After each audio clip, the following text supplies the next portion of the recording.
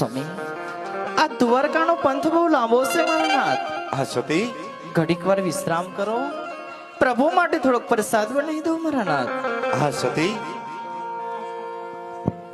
આવસા ગસી સામ